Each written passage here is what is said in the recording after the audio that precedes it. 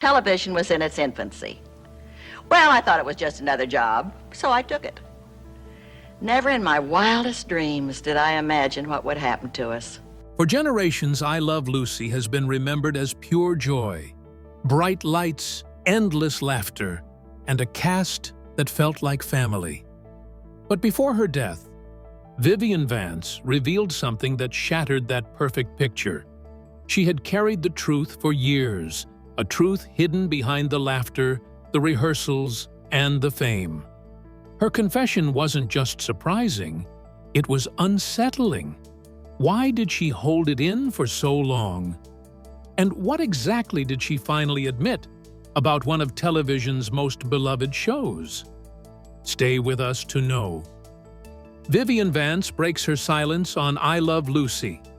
Vivian Vance was adored by millions as Ethel Mertz, the quick-witted neighbor whose banter with Lucy Ricardo became television gold.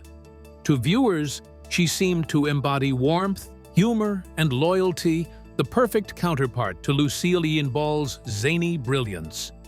On August 17, 1979, Hollywood lost one of its brightest comedic stars when Vivian Vance passed away at the age of 70. After years of battling breast cancer, the illness had finally spread, leaving her frail but still remembered for her unshakable spirit.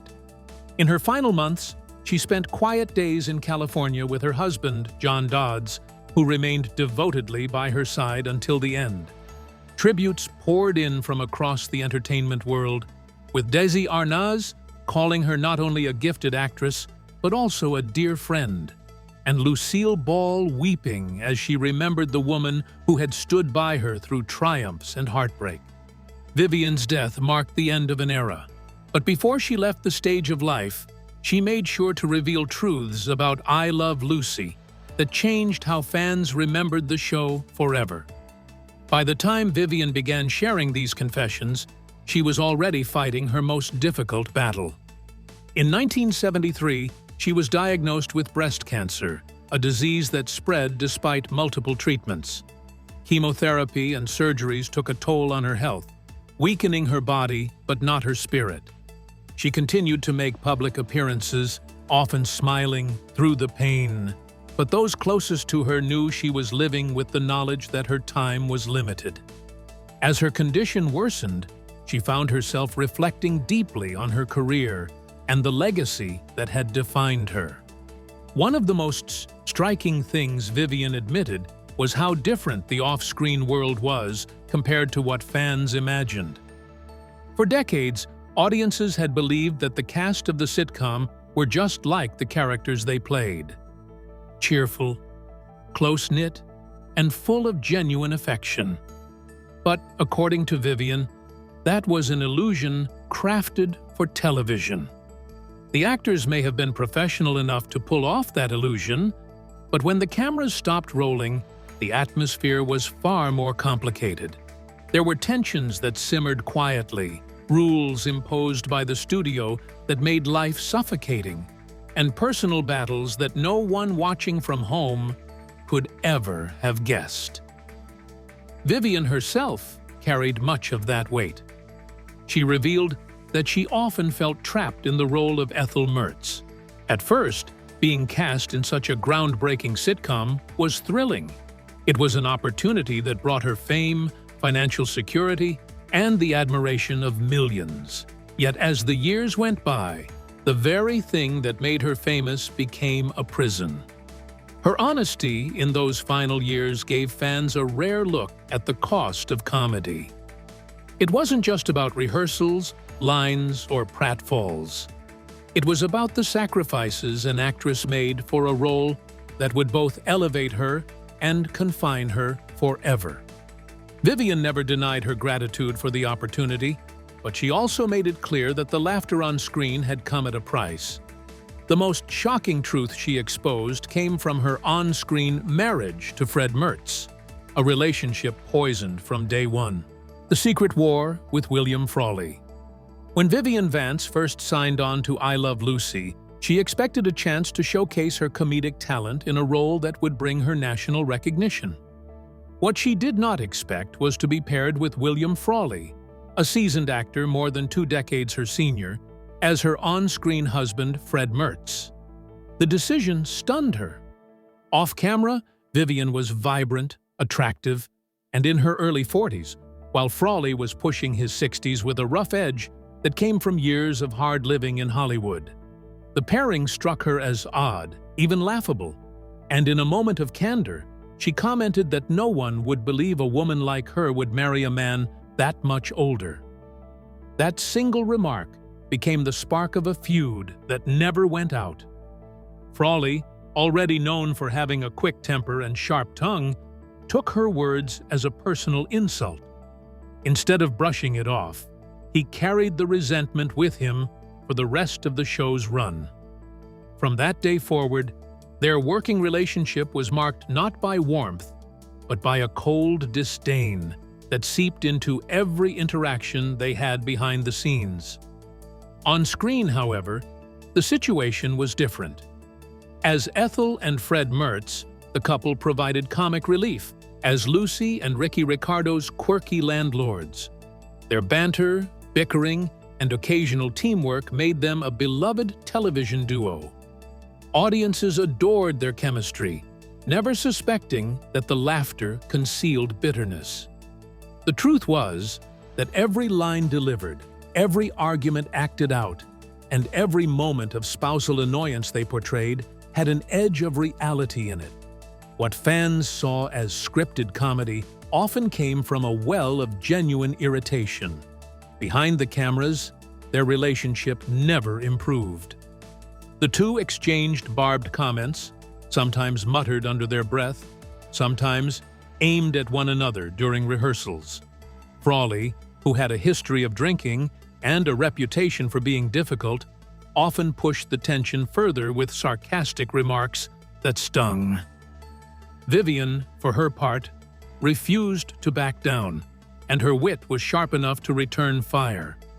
The crew grew accustomed to the undercurrent of hostility, and while most avoided stepping into the crossfire, they could not ignore the iciness that hung in the air whenever Fred and Ethel had to share the set. Despite this, both Vance and Frawley remained consummate professionals. They understood that whatever personal dislike they carried, the success of the show depended on their ability to perform as a believable couple.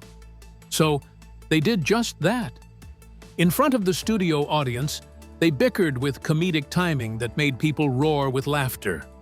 They played off one another with precision, giving the impression of a long-married pair whose squabbles were more affectionate than cruel.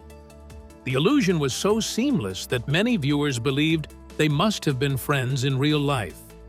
The irony was that the truth could not have been further from it. Vivian later admitted in interviews that the relationship was beyond repair. She recalled, "Bill and I never got along. From the very beginning, we simply couldn't stand each other. But we were actors, and we did our jobs. The funny thing is, people thought our bickering was love. It wasn't. It was the only real thing about Fred and Ethel." Her words revealed that the secret to their comedic chemistry was not affection, but animosity harnessed in the name of performance. There were even moments when their feud became legendary among the crew. It was said that Frawley would sometimes mutter under his breath about Vivian in language too harsh to be repeated, while Vivian herself once admitted privately that she dreaded scenes that required too much closeness with him. The professional mask held, but behind it was a deep dislike that never softened. Unlike other co-star rivalries in Hollywood that cooled over time, theirs never reached reconciliation. Yet, in a strange way, the tension may have added to their performances. The sharpness of Ethel's complaints and Fred's stubborn retorts carried an authenticity that only real emotion could provide. What began as a misstep in casting created one of television's most memorable comedic pairings, a duo whose friction was the fuel for their funniest moments. For Vivian, however, the strain was real and lasting. Playing Ethel was already a challenge. but being tied to an actor who openly resented her added a layer of difficulty that fans never saw. It was one of the earliest cracks in the picture-perfect world of I Love Lucy. Proof that even in the midst of television history being made, human relationships could not be scripted. Yet, if clashing with Frawley was painful, surviving Lucille Ball's perfectionism demanded even greater strength. Let's tell you what she said about it. Life under Lucille Ball. For Vivian Vance, stepping into the world of Lucille was both exhilarating and overwhelming. In her interviews, she described what it was like to work under Lucille's watchful eye, admitting, "Lucy was tireless. She could rehearse a scene over and over until the timing was so sharp it cut like glass. You couldn't afford to miss a beat with her." From the very beginning, Vivian realized that her role as Ethel Mertz would require more than simply learning her lines. Timing was everything. Physical comedy had to be executed with precision, and delivery had to land with just the right rhythm. Lucille expected everyone around her to rise to her level of commitment. She was a perfectionist in the truest sense, Vivian explained. If the rhythm wasn't there, if the laugh didn't come where she wanted it, we'd do it again and again until it did. For Vivian, who had built her reputation on stage acting, this was a crash course in a new kind of comedy, one that lived or died on the sharpness of its delivery. At first, the pressure weighed heavily. Vivian often felt as though she was running to catch up with Lucy's relentless pace. She admitted, "I was scared to death in those early days. Lucy had such natural brilliance, and I was just trying not to get swallowed up in it." Playing the straight woman to Lucy's outrageous antics was not easy.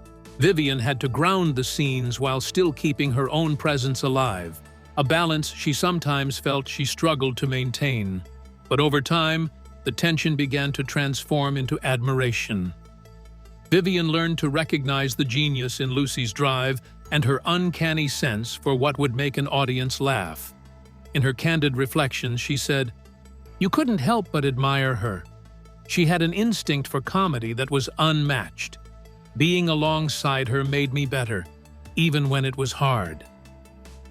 What started as intimidation eventually became an education, and Vivian credited Lucille for pushing her to discover her own strengths as a comedic performer. That didn't mean the relationship was always easy. Lucille's larger-than-life personality often dominated the set, leaving Vivian feeling overshadowed. There were days when she wondered if her role would always be reduced to being the sidekick, the less glamorous friend who simply set up Lucy's punchlines. She admitted, "There were times I felt invisible next to her. But then there were those moments when Ethel got her chance, and I realized Lucy had given me that space on purpose. She wanted me to shine too." This acknowledgement revealed the complicated but genuine bond that developed between the two women. As the years went on, Lucille leaned on Vivian for more than just performances. When her marriage to Desi Arnaz began to crumble, it was Vivian who stood quietly by her side, offering comfort without judgment. Lucille admitted in an interview, "Viv was my rock. I could trust her with anything. She was the one who steadied me when everything else felt like it was falling apart." Their friendship grew deeper than Hollywood expected from two co-stars who began as professional rivals of sorts. Vivian became a part of Lucille's inner circle, not just a castmate, but family. She spent time with Lucy and Desi's children, taking on the role of an aunt, and often joined the family outside of the studio. In her final reflections, Vivian called Lucille the sister I never had, a testament to how far their relationship had come from those first uneasy years of working together. Theirs was a partnership built on tension, admiration, and ultimately, love. It was a reminder that even in the high-pressure world of television, where egos often clashed, genuine connection could still be forged. Vivian knew how difficult Lucy could be, but she also knew how extraordinary she was. "I owe so much to her," she once said. "She challenged me, frustrated me, and inspired me all at once. Without Lucy, there would never have been an Ethel." Yet even as this friendship became one of the most important relationships in her life, it could not protect Vivian from the harsh realities of working in Hollywood. While Lucy may have demanded perfection in performance, it was the studio that controlled everything else. But friendship couldn't shield Vivian from another harsh truth. You would be surprised to know about it. The studio's harsh demands. For millions of fans, Ethel Mertz became the symbol of a typical American housewife in the 1950s, slightly frumpy, practical, and always ready to join Lucy in her misadventures. But the image that audiences adored was carefully crafted by Desilu Productions, and it came at a personal cost to Vivian Vance. She revealed in interviews that much of what the audience saw was not simply acting, but the result of studio mandates that controlled her body, her clothing, and even her identity. One of the strictest rules was about her weight. Executives at Desilu believed that in order for Lucy Ricardo to stand out, her sidekick had to look less glamorous. Vivian recalled with bitterness, "They told me straight out, you have to keep your weight up so Lucy looks better." Can you imagine how that feels for a woman? It was a policy she deeply resented. Off-screen, Vivian was naturally stylish and enjoyed dressing elegantly. But the producers didn't want Ethel to be seen as attractive. They wanted her to play the foil to Lucy's charm. "It was humiliating," she admitted in the conversation. "I had to fight my own instincts. I knew I looked better thinner, but the studio didn't want me that way. They wanted me to look plain." To make matters worse, her wardrobe and makeup were deliberately chosen to reinforce this frumpy persona. Gone were the fashionable dresses and flattering hairstyles she loved in her personal life. Instead, she was fitted with dowdy clothes and unflattering makeup designed to age her beyond her years. "I hated those dresses," Vivian said bluntly in an interview. "They made me feel 10 years older every time I put them on. And the wigs, the powder, they took away every bit of glamour I had." What audiences thought was simply Ethel's character was, in truth, a carefully enforced disguise that stripped Vivian of her own identity. The contrast between her on-screen image and her real self was sharp. Off the set, Vivian was known among friends for her poise and sense of style. She carried herself with elegance, loved fine clothes, and enjoyed the life of a woman who had spent years in the theater. This made the transformation into Ethel even more painful. She confessed that it was often hard to look at herself in the mirror after long days of filming. "It wasn't me up there," she reflected. "It was someone the studio created, and I had to live with her whether I liked it or not." Despite her resentment, Vivian obeyed the rules. She knew that openly challenging Desilu could put her career at risk, and at that time, actors had little control over how they were portrayed. "You didn't argue with the studio," she explained. "They told you what to wear, how to look, even how much you should weigh. If you wanted the job, you did it." These words paint a stark picture of early television, where even stars of a hit show had little say in their own image. The demands weighed heavily on her, not just physically but emotionally.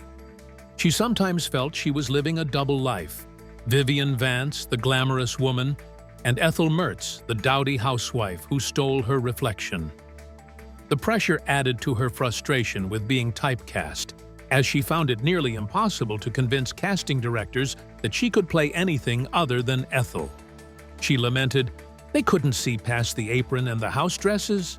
That wasn't who I was, but it's all anyone remembered." Yet, for all the humiliation, Vivian pushed forward with professionalism. She gave the role her all, finding ways to inject warmth and humor into Ethel, even when she disliked the way she was forced to look.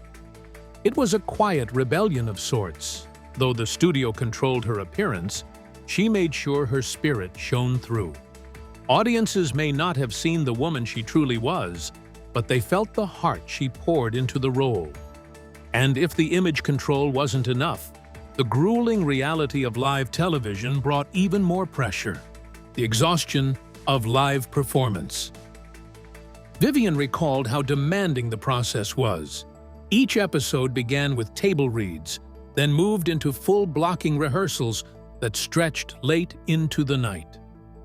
Every gesture, every pause, every pratfall had to be drilled until it became second nature. As Vivian put it, "We sweated over every laugh. People thought it just happened, but nothing on that show was by accident." The schedule was relentless. Monday through Wednesday were spent rehearsing. Thursday meant camera blocking. Friday was the live taping. Vivian described it as living inside a pressure cooker. What made it even more intense was the knowledge that Friday's performance would play out before a studio audience of hundreds. This was no safety rehearsal. There were no second takes once the cameras rolled. "You could hear the audience breathing with you," she explained. "If they laughed, it carried you higher. If they stayed quiet, your stomach dropped." That kind of pressure is hard to describe unless you've lived it. The immediacy of audience reaction was both thrilling and brutal. Vivian admitted she sometimes dreaded walking onto the stage, terrified that a joke would miss fire. Yet, when everything clicked, the feeling was unmatched. "It was like being on Broadway every week," she said proudly. "The applause was real, the laughter was real, and for a few minutes, you felt like you belonged to those people." But this energy came at a cost. The rehearsals were physically punishing. Scenes often required Vivian to run, fall, or react with exaggerated expression, all while maintaining her timing with Lucy. She remembered evenings when she went home aching, her voice hoarse from constant projection. "I would lie down at night and still hear the laughter ringing in my head," she confessed. "It never really left you." A single missed cue could ruin an entire scene, and that fear kept the cast on edge. "The pressure to be funny is the hardest pressure there is," Vivian reflected. "It wasn't enough to be good.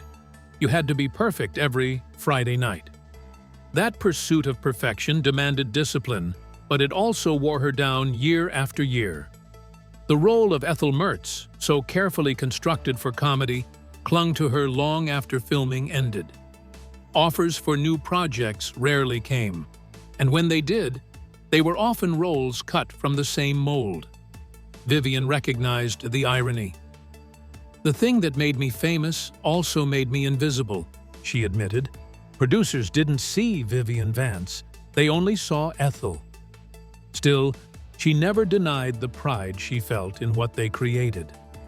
For all the exhaustion and sacrifice, she acknowledged that the show's magic came from those live performances, when cast and audience shared something that could not be manufactured. "It was terrifying, it was exhilarating, and it was the hardest work of my life," she said. Still, through exhaustion and frustration, one thing kept her going. Let's tell you what it was. Friendship, family, and private struggles. Lucille Ball often invited Vivian into her home, and in time, she became an aunt to Lucy and Desi Arnaz's children, Lucy and Desi Jr.